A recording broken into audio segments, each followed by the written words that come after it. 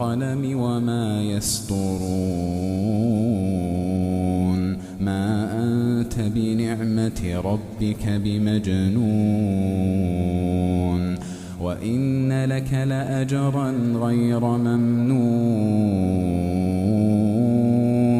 وإنك لعلى خلق عظيم فستبصر ويبصرون بأيكم المفتون إن ربك هو أعلم بمن ضل عن سبيله وهو أعلم بالمهتدين فلا تطع المكذبين ودوا لو تدهن فيدهنون ولا تطع كل حلاف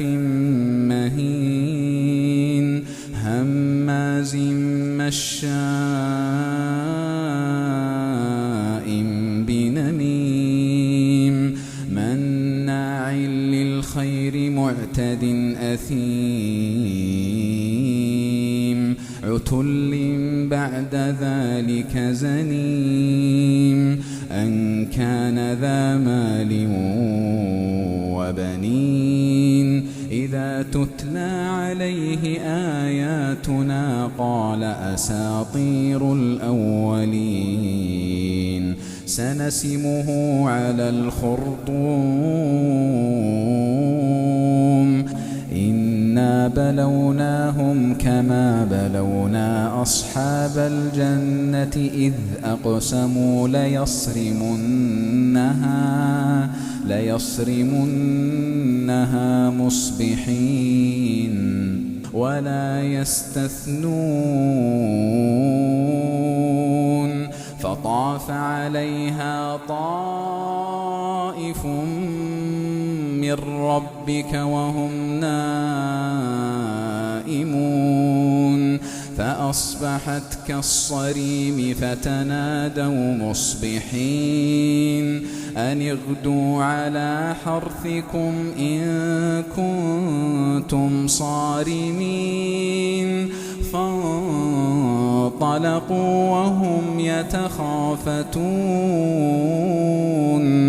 ألا يدخلنها اليوم عليكم مسكين وغدوا على حرد قادرين فلما رأوها قالوا إنا لضالون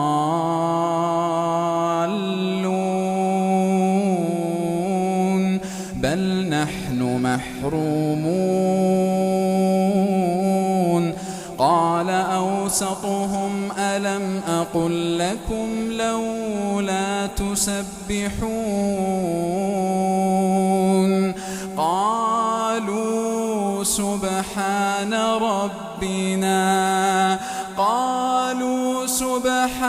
ربنا إنا كنا ظالمين فأقبل بعضهم على بعض يتلاومون قالوا يا ويلنا إنا كنا طاغين عسى ربنا أن يبدلنا خيرا منها إنا إلى ربنا راغبون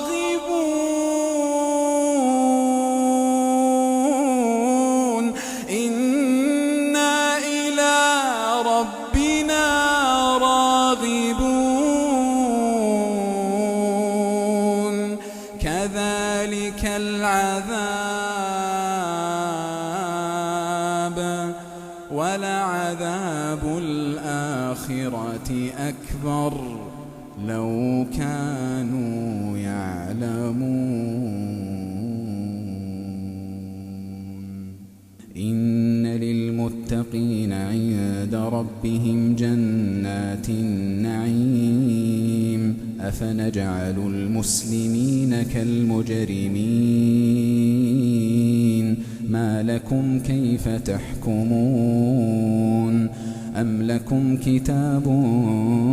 فيه تدرسون إن لكم فيه لما تخيرون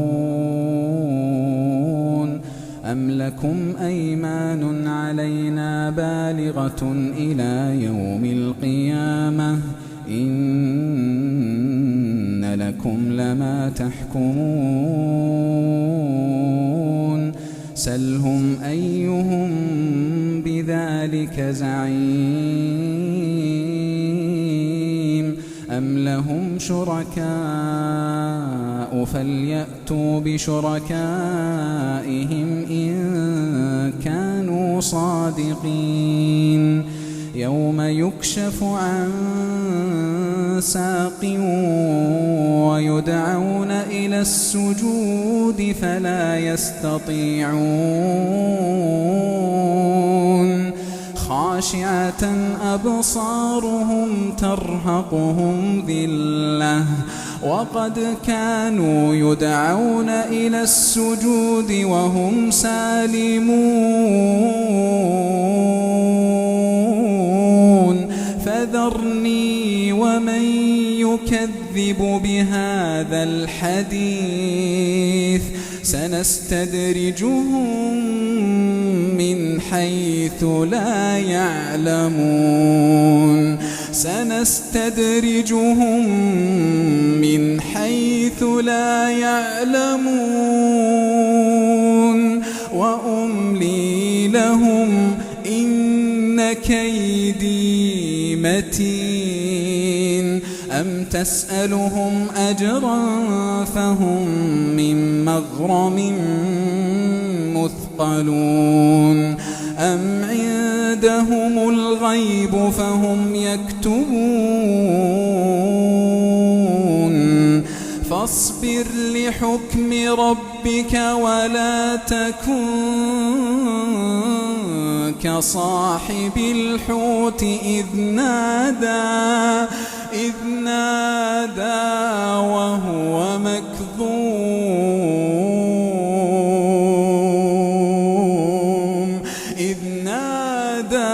وهو مكظوم